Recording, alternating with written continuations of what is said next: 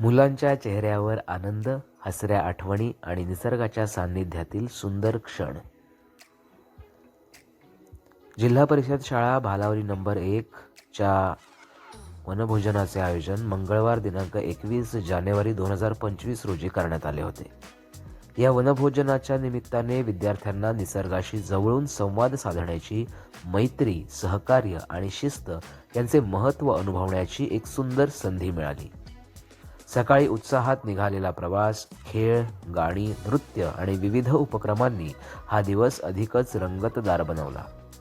मैदानी खेळांमधून विद्यार्थ्यांनी संघभावना, खेळाडू वृत्ती आणि आत्मविश्वासाचा अनुभव घेतला, तर स्वादिष्ट भोजनाने सर्वांचे मन तृप्त झाले.